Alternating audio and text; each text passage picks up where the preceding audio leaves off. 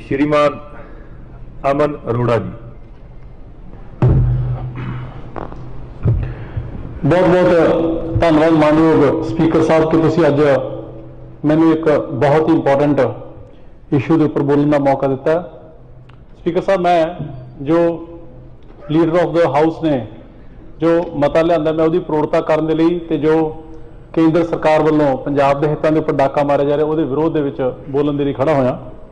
Speaker साहब, मेरे तो पहला सारी सत्कारयोग बुलारिया ने बड़े विस्तार के बड़िया वधिया गल्लां कीतियां ने। मैं उन्होंने सारिਆਂ की प्रौढ़ता करता होया मैं यही कहना चाहूँगा कि पंजाब वो पंजाब जिन्हें पहले दिनों चाहे पार्टीशन की देश की वंड की लड़ाई होवे, चाहे भुखे देश का ढिड भरन की गल होवे वाइट रेवोल्यूशन के वेले, चाहे अतवाद नूं अगे होकर लड़ाई लड़न की गल होवे, सारे देश की लड़ाई लड़ी। उस तो बाद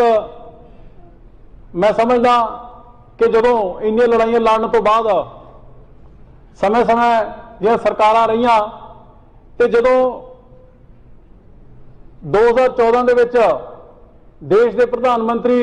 श्री नरेंद्र मोदी जी बने और उन तो पहला वो गुजरात के मुख्यमंत्री सी, उदों एक गल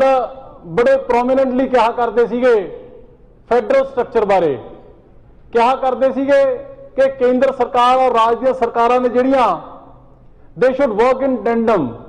दे should work as elder and younger brother, वड्डे ते छोटे भरा वांग उन्होंने काम करना चाहिए। पर जदों दे बीजेपी की 2014 तो सरकार आई है, गल्लां बातां तौर तरीके सारा कुछ ही बदल गया ते अज जिहड़ी स्टेट दे विच उन्हां दी सरकार नहीं हुंदी उहदे नाल मतरेई मां वाले सलूक ही नहीं कीता जांदा, धक्के कीते जांदे ने। दिल्ली दे विच जिस तरीके दे नाल दिल्ली के मुख्यमंत्री अरविंद केजरीवाल जी की उन्हां दी पॉपुलैरिटी नूं देखदे 2 दिन पहला उन्हां दे उपर हमला होया, आ 3 दिन पहला पंजाब नूं खत्म करने के मकसद दे नाल जिहो जिहा सेंट्रल सर्विसेज रूल अपलाई किए गए ने, नोटिफिकेशन की गई है। मैं समझदा कि किसी भी स्टेट नूं वो उठदा देख नहीं सकते हैगे। अज आप जो पंजाब की गल करते हैं तो सारी उम्र पूरे देश की लड़ाई लड़ने के बाद चाहे आप पंजाब के नाल मतरेई मां धक्का होया SYL नूं लेके गल कर लीए, चाहे गुआढ़ी राज्यों की इंडस्ट्री में इंसेंटिव दे के पंजाब की इंडस्ट्री को खत्म करने की गल कर लीए, चाहे समय समय सिर GST ते RDF दा आपदा हक आपदा रिफंड लैण दे लई सानू बार बार उत्थे सद्दे जांदे कि मंगते बन के कटोरा अगे करो, चाहे 3 खेती कानूनों के जरिए पंजाब नूं खत्म करने की गल कर लीए, चाहे इलैक्ट्रिसिटी अमेंडमेंट एक्ट 2020 के जरिए पंजाब के हकों के उपर डाका मारने की गल कर लीए, चाहे BBM के हकों की गल कर लीए, चाहे सेंट्रल फोर्सिस का दायरा 15 तो 50 किलोमीटर करने की आप गल कर लीए, तो हुण सेंट्रल सर्विसेज रूल जो लेके आ रहे हैं ये मैं समझदा कि हरेक समय उन्होंने एको ही कोशिश होंगी है कि पंजाब नूं खत्म, पंजाब नूं बर्बाद कर दिता जाए। और ये जो सेंट्रल सर्विसेज हुण ठीक है कि केंद्र सरकार ते बीजेपी के नुमाइंदे बड़ा कहते जी कि कोई फर्क नहीं पैना हैगा, पर सही मायने दे विच सर जिहड़ा थोड़ा बहुत भी क्लेम हुण तक दी माड़ियां नीतियां की वजह करके चंडीगढ़ के उपर बचे ना, ये भी खत्म हो जाना, क्योंकि इन्होंने जिहड़े 60-40 की रेशो जिहड़े सेंट्रल सर्विसेज रूल्स ने उहदे विच किते परसेंटेज कोटे के बेसिस का कोई सिस्टम ही है, कोई प्रावधान ही नहीं है, और ना ही कोई एश्योरेंस दी गई है, ना ही कोई कमिटमेंट दी गई है कि तुहाडा यह कंटिन्यू रहूगा। तो उस तो बाद जदों एक बारी बाहरले राज्यों के मुलाजिम एंप्लॉइज इत्थे आ गए तो हौली हौली जदों कदे पंजाब चंडीगढ़ के उपर हक जताउण की गल करूगा तो उही सब तो वड्डी अड़चन बन जानी है, क्योंकि एंप्लॉइज तो जी इत्थों दे है ही नहीं गए। सो इस करके एक बड़ी कोझी बड़ी माड़ी सोच दे नाल ये सारे का सारा स्ट्रक्चर है, जो स्ट्रक्चरल चेंजिस जदों हो गया तो पंजाब दे उपर जो माड़ा मोटा क्लेम हुण रह गया तकरीबन 55-56 साल के ऑर्गेनाइजेशन रीऑर्गेनाइजेशन तो बाद वो भी इन्होंने खत्म कर देना है। मेरे तो पहला मेरे सारे ही सत्कारयोग साथियों ने गल की, याली साहब ने भी की कि और सीएम साहब ने भी की कि जदों कदे भी रीऑर्गेनाइजेशन हुई है स्टेट्स की, सर चाहे तो आप गल कर लीए जदों गुजरात महाराष्ट्र दे विचों निकलिया 1 मई 1960 नूं ते उदों मुंबई सी जिहड़ी ਉਹ महाराष्ट्र कोल ही रही। उस तो बाद आप यूपी दे विचों उत्तराखंड निकलिया 9 नवंबर 2000 नूं ते लखनऊ यूपी कोल रही, उन्होंने आपका देहरादून अड स्टेट बनाई। इस तो बाद छत्तीसगढ़ निकलिया एमपी दे विचों 1 नवंबर 2000 नूं पंजाब दी रीऑर्गेनाइजेशन दे 34 साल बाद भोपाल एमपी कोल रह गया, उन्होंने आपकी नवीं रायपुर बनाई। बिहार दे विचों झारखंड निकलिया 15 नवंबर 2000 नूं पटना उन्होंने को ही रह गया, उन्होंने रांची झारखंड वाले ने आपकी अड स्टेट आपकी अड जी राजधानी वो बनाई। इस तरीके तेलंगाना आंध्र प्रदेश के उन्होंने 10 साल का डेफिनेट पीरियड है जोड़ा वो 2024 तक डिसाइड किया। तो इत्थे पंजाब दे विच 1966 की पंजाब की रीऑर्गेनाइजेशन हुई, 1966 की, अज 56 साल हो गए, हजे तक उदों के बीजे हुए कंडे ने जिहड़े वो हजे तक आप लोग चुगी जाते हैं, हजे तक 56 साल बाद। सो इस करके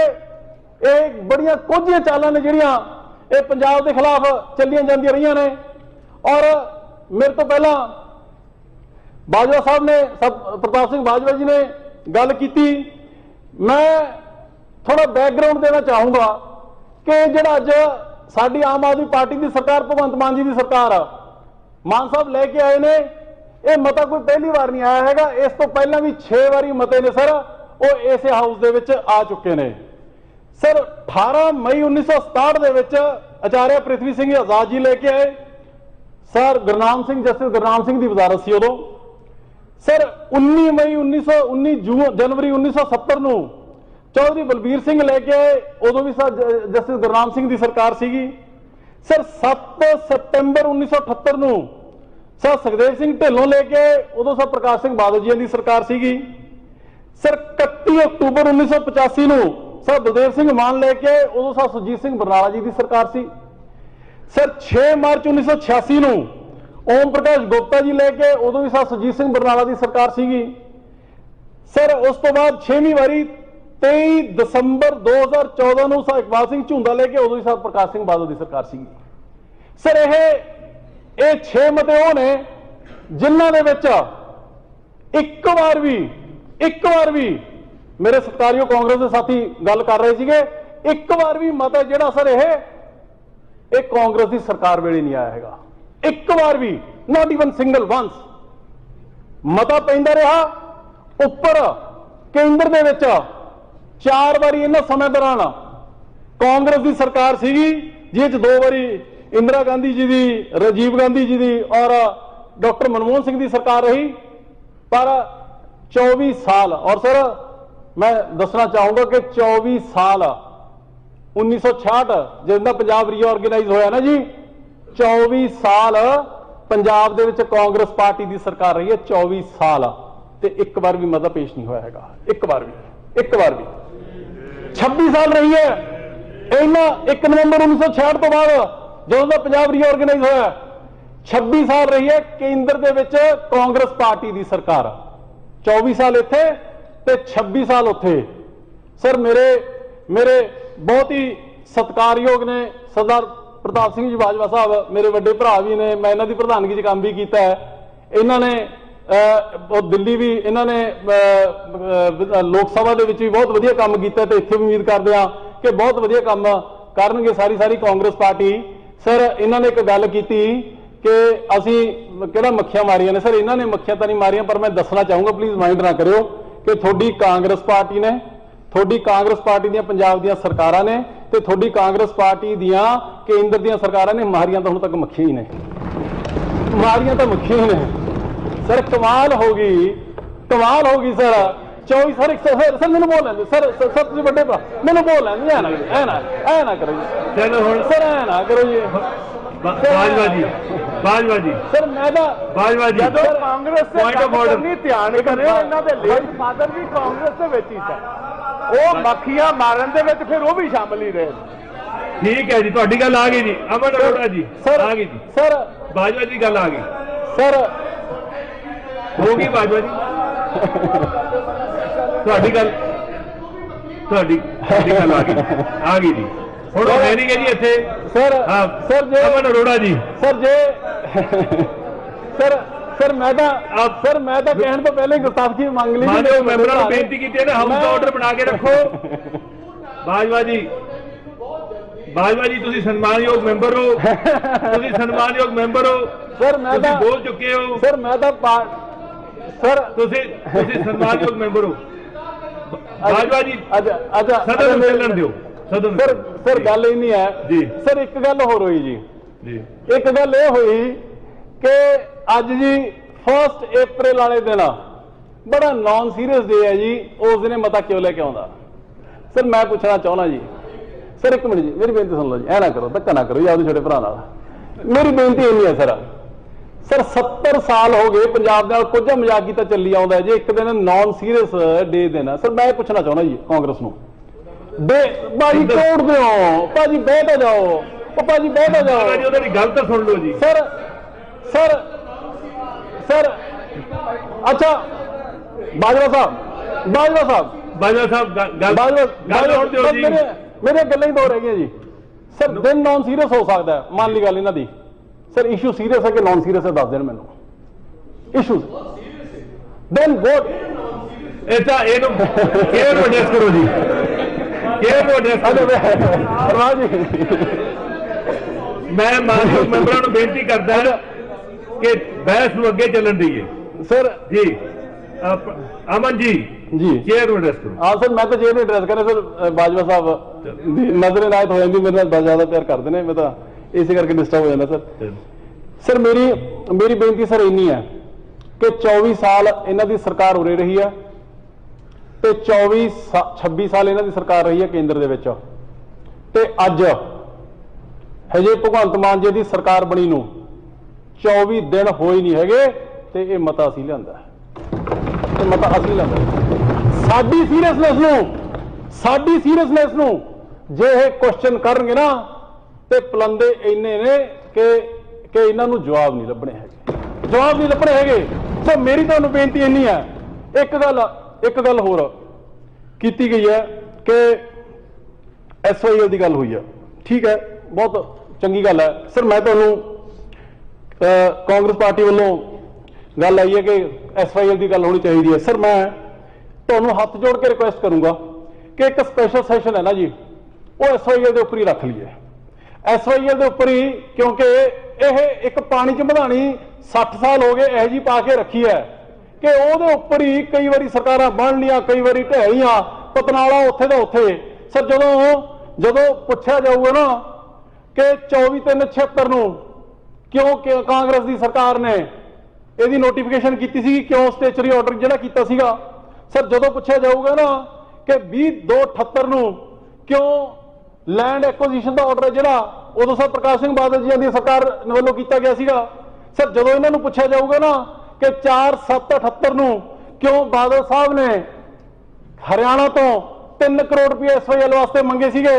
सर जदों इन्हां नूं पुछांगे ना तो 31/7/79 ਨੂੰ 79 ਨੂੰ क्यों हरियाणा तो 1 करोड़ रुपये जिहड़ा आया सीगा वो रिसीव कीता सीगा पंजाब ने सर जदों इन्हां नूं पुछांगे कि 31/12/1981 ਨੂੰ क्यों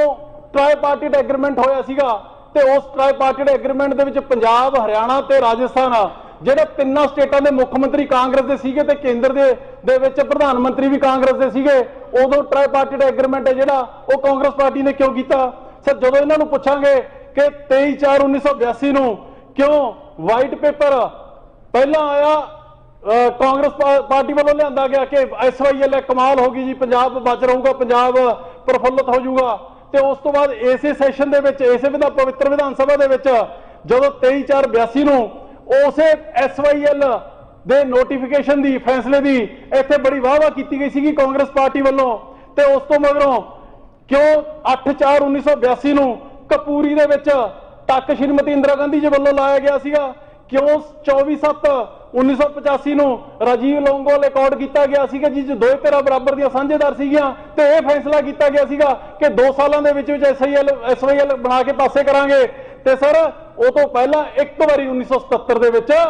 ਇੱਕ ਵਾਰੀ ਹਾਈ ਕੋਰਟ ਦੇ ਵਿੱਚ ਕੇਸ ਕੀਤਾ ਸੀਗਾ, 78 ਸੈਕਸ਼ਨ ਨੂੰ ਚੈਲੰਜ ਕੀਤਾ ਸੀਗਾ ਤੇ ਉਦੋਂ ਵੀ ਕਾਂਗਰਸ ਪਾਰਟੀ ਦੇ ਮੁੱਖ ਮੰਤਰੀ ਸਾਹਿਬ ਦਰਬਾਰਾ ਸਿੰਘ ਨੇ ਉਹ ਕੇਸ ਨੂੰ ਵਾਪਸ ਲੈ ਲਿਆ ਸੀਗਾ। ਮੇਰੀ ਬੇਨਤੀ ਤੁਹਾਨੂੰ ਇਹ ਹੈ ਕਿ ਰੱਖੋ, ਸਪੈਸ਼ਲ ਸੈਸ਼ਨ ਰੱਖੋ ਔਰ ਰੱਖਣਾ ਬਣਦਾ ਤਾਂ ਕਿ ਲੋਕਾਂ ਦੇ ਅੱਗੇ ਦੁੱਧ ਪਾਣੀ ਜਿਹੜਾ ਪਾਣੀ ਦਾ ਪਾਣੀ ਹੋ ਸਕੇ। ਸਰ ਮੇਰੀ ਬੇਨਤੀ ਇਹ ਹੈ ਕਿ ਲੋਕਾਂ ਨੇ, ਮੈਂ ਕਰਦੇ ਸਰ ਕਨਕਲੂਡ ਕਰ ਰਿਹਾ। ਸਰ ਮੇਰੀ ਬੇਨਤੀ ਤੁਹਾਨੂੰ ਸਰ ਇਹ ਹੈ ਕਿ ਬਹੁਤ ਲੰਮਾ ਸਮਾਂ ਹੋ ਗਿਆ ਔਰ ਮਤੇ ਦੀ ਗੱਲ ਕੀਤੀ ਗਈ, ਮਤਾ ਕਹਿੰਦੇ ਕਿ ਇੱਥੇ ਆ ਜਾਂਦਾ, ਇੱਥੇ ਰੁਕ ਜਾਂਦਾ, ਮੁੜ ਕੇ ਗਾਹਾਂ ਜਾਂਦਾ ਨਹੀਂ ਹੈਗਾ। ਸਰ ਗੱਲ ਇਹ ਹੈ ਕਿ ਜਦੋਂ ਲੋਕਾਂ ਨੇ ਮੈਂਡੇਟ ਦਿੱਤਾ ਨਾ ਆਮ ਆਦਮੀ ਪਾਰਟੀ ਨੂੰ ਤੇ ਭਗਵੰਤ ਮਾਨ ਜੀਆਂ ਨੂੰ ਲੜਾਈ ਲੜਨ ਦਾ, ਤੇ ਲੜਾਈ ਤਾਂ ਟਿੱਲੇ ਦਾ ਜ਼ੋਰ ਲਾ ਕੇ ਲੜਾਂਗੇ, ਚਾਹੇ ਉਹ ਵਿਧਾਨ ਸਭਾ ਦੇ ਅੰਦਰ ਲੜਨੀ ਪਵੇ, ਚਾਹੇ ਬਾਹਰ ਲੜਨੀ ਪਵੇ, ਚਾਹੇ ਕਾਨੂੰਨੀ ਪੱਧਰ ਤੇ ਲੜਨੀ ਪਵੇ, ਚਾਹੇ ਕਨਸਟੀਟਿਊਸ਼ਨਲ ਪੱਧਰ ਤੇ ਲੜਨੀ ਪਵੇ, ਚਾਹੇ ਧਰਨੇ ਮੁਜ਼ਾਹਰੇ ਕਰਨੇ ਪੈਣ ਪ੍ਰਧਾਨ ਮੰਤਰੀ ਦੇ ਘਰ ਦੇ ਅੱਗੇ, ਲੜਾਈ ਤਾਂ ਅਸੀਂ ਡਟ ਕੇ ਲੜਾਂਗੇ। ਕਿਉਂਕਿ ਨਾ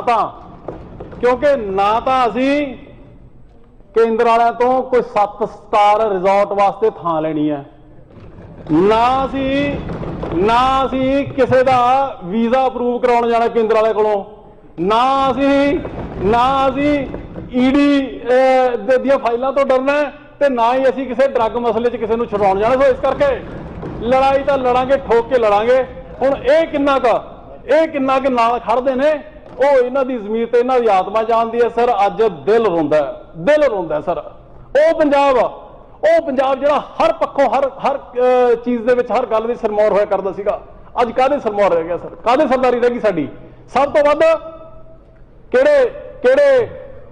ਸੂਬੇ ਦੇ ਉੱਪਰ ਸਭ ਤੋਂ ਵੱਧ ਕਰਜ਼ਾ ਪੰਜਾਬ ਦੇ ਸਿਰ ਹੈ ਜੀ। ਸਭ ਤੋਂ ਵੱਧ ਕਿਹੜੇ ਸੂਬੇ ਦੇ ਵਿੱਚ ਸਭ ਤੋਂ ਵੱਧ ਨਸ਼ੇ ਦੀ ਕੰਜ਼ੰਪਸ਼ਨ ਹੈ ਜੀ? ਪੰਜਾਬ ਦੇ ਵਿੱਚ। ਇਹ ਸਰਦਾਰੀ ਰਹਿ ਗਈ ਸਾਡੀ, ਚ ਸਰਮੌਰਾਂ ਸੀ। ਕਿਹੜੇ ਸੂਬੇ ਦੇ ਬੱਚੇ ਆਪਦਾ ਘਰ-ਬਾਰ ਛੱਡ ਕੇ ਸਾਰਾ ਕੁਝ ਵੇਚ ਵੱਟ ਕੇ ਬਾਹਰਲੇ ਮੁਲਕਾਂ ਨੂੰ ਭੱਜ ਰਹੇ ਨੇ ਜੀ? ਇਹਦੇ ਸਰਦਾਰੀ ਰਹਿ ਗਈ ਸਾਡੀ ਸਰ। ਉਹ ਪੰਜਾਬ ਜਿਹੜਾ ਹਰ ਟਾਈਮ ਹਰ ਕੰਮ ਦੇ ਸਰਮੌਰ ਹੋਇਆ ਕਰਦਾ ਸੀ। ਸੋ ਮੇਰੀ ਬੇਨਤੀ ਇੰਨੀ ਹੈ ਕਿ ਲੜਾਈ ਤਾਂ ਜੀ ਇਹ ਲੜਾਂਗੇ, ਤਕੜੇ ਹੋ ਕੇ ਲੜਾਂਗੇ ਔਰ ਜਿੱਤਾਂਗੇ, ਕਿਉਂਕਿ ਸਹੀ ਔਰ ਚੰਗੀਆਂ ਸਾਫ਼ ਨੀਤਾਂ ਨੂੰ ਭਾਗ ਹੁੰਦੇ ਨੇ ਤੇ ਨੀਤਾਂ ਸਾਡੀਆਂ ਸਾਫ਼ ਨੇ। ਲੜਾਈ 'ਚ ਕੋਈ ਕਸਰ ਨਹੀਂ ਰਹੂਗੀ। ਬਾਕੀ ਬਾਬੇ ਨਾਨਕ ਦੀ ਮਿਹਰ। ਸੋ ਇਹਨਾਂ ਸ਼ਬਦਾਂ ਤੁਹਾਡਾ ਸਾਰਿਆਂ ਦਾ ਬਹੁਤ ਬਹੁਤ ਧੰਨਵਾਦ। ਇਨਕਲਾਬ ਜ਼ਿੰਦਾਬਾਦ। ਬਹੁਤ ਧੰਨਵਾਦ। Of the record.